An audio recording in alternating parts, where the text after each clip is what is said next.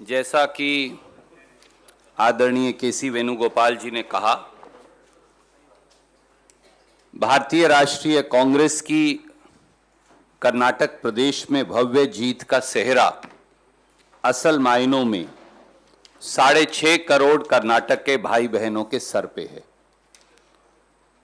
क्योंकि ये जीत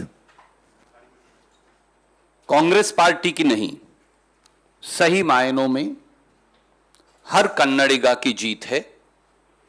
इस देश के प्रजातंत्र की जीत है, इस देश के संविधान के मूल्यों की जीत है और उन ताकतों की करारी हार है जो इस देश में से प्रजातंत्र को नेस्तनाबूद करना चाहते हैं, जो संविधान को कुचलना चाहते हैं, जो प्रजातांत्रिक परंपराओं को बुलडोजर के नीचे आए दिन दबाते हैं। इस देश के हर गरीब की जीत है, इस देश के मध्यम वर्ग नौकरी पेशा व्यक्ति की जीत है, इस देश के छोटे छोटे उद्योग चलाने वाले हर व्यक्ति की जीत है। संगठन के लिहाज से इस जंग की शुरुआत श्री राहुल गांधी जी की भारत जोड़ो यात्रा से हुई, जैसा वेणुगोपाल जी ने कहा, जिसने सही मायनों में कर्नाटक में 21 दिन राहुल गांधी जी ने 600 किलोमीटर यात्रा कर संगठन को एक नई ताकत दी। उसके बाद सिद्धारमैया जी, डी.के. शिवकुमार जी और कांग्रेस के सब नेताओं ने मिलकर प्रजाध्वनि यात्रा से प्रदेश के कोने कोने में एक अलख जगाई।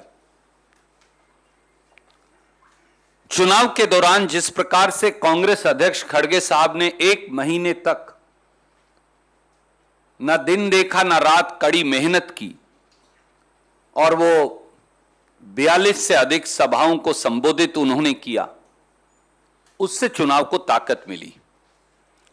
श्री राहुल गांधी जी के धुआंधार चुनाव प्रचार, उसने एक बार फिर नई ऊर्जा चुनाव को दी और प्रियंका गांधी जी का लगाव, अपनापन और जबरदस्त प्रचार, उसने भी चुनाव को एक नई ऊर्जा का संचार किया।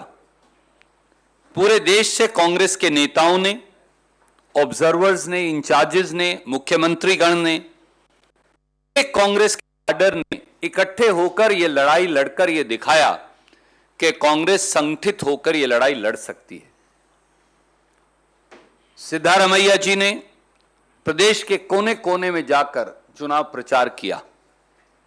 डी.के. शिवकुमार जी, जिनका चुनावी संगठन में उनका माहिरपन, उनकी काबिलियत के लिए वो मशहूर हैं, जाने जाते हैं, उन्होंने जहां उन्हें कमी लगी वो सारा गैप भर के एक नई ताकत का संचार चुनाव को दिया। तो ये जीत कांग्रेस के नेतृत्व की सामूहिक जीत है और उसके साथ साथ कर्नाटक के लोगों की जीत है। जैसा वेणुगोपाल जी ने कहा, 13 तारीख की रात को नतीजे आए। 14 तारीख और 15 तारीख देर सुबह तक हमारे तीनों ऑब्जर्वर्स ने मंत्रणा की। 15 की रात को उन्होंने रिपोर्ट सौंपी। 2 दिन चर्चा का दौर चला। मुझे मालूम है बहुत सारे पत्रकार मित्र विचलित रहे, अनेकों सवाल पूछते रहे। उन्होंने ये भी कहा कि आप और जल्दी फैसला क्यों नहीं कर रहे। आप में से अनेक लोगों ने थोड़ा गुस्सा भी किया हमसे, वेणुगोपाल जी से, मुझसे, क्योंकि आपका अधिकार है। मोदी जी से तो कोई गुस्सा कर नहीं सकता, हम पर तो आपका अधिकार है, हम आपके परिवार का हिस्सा हैं, हम आपको प्यार करते हैं, आप हमें प्यार करते हैं, यही कांग्रेस है। और 2 दिन की मंत्रणा और कंसेंसस के बाद, क्योंकि खड़गे साहब ने कहा साफ तौर से कि वो सोनिया जी से, राहुल जी से, प्रियंका जी से, कांग्रेस के सारे नेतृत्व से चर्चा करेंगे, पुराने नए सब लोगों से चर्चा करेंगे, प्रदेश के लोगों से चर्चा करेंगे, दोनों नेताओं से चर्चा करेंगे। मैं ये फिर दोहराऊंगा जैसा मेरे आदरणीय महासचिव संगठन ने कहा, हमारे दोनों नेता मुख्यमंत्री बनने के काबिल हैं, दोनों के अंदर प्रदेश चलाने के गुण हैं। और कई और ऐसे लोग हैं जिनमें बहुत काबिलियत है, पर एक ही व्यक्ति पर निर्णय करना है। इसलिए सबसे मंत्रणा कर आदरणीय खड़गे साहब ने निर्णय किया कि विधायक दल के अगले नेता और मुख्यमंत्री श्री सिद्धारमैया जी होंगे और उनके साथ कंधे से कंधा मिलाकर उप मुख्यमंत्री के तौर पर श्री डी.के. शिव कुमार जी काम करेंगे। कांग्रेस पार्टी अपनी पांचों गारंटी लागू करने के लिए कटिबद्ध है। कांग्रेस पार्टी गरीब मध्यम वर्ग नौकरी पेशा व्यक्ति के लिए कर्नाटक में काम करेगी और एक transparent government, honest government, stable government, accountable government देकर हम एक नया रोल मॉडल कर्नाटक के अंदर पेश करेंगे। ब्रांड कर्नाटका का निर्माण करेंगे। 20 तारीख को ओथ होगी। आज शाम को विधायक दल की बैठक है 7 बजे बेंगलोर में।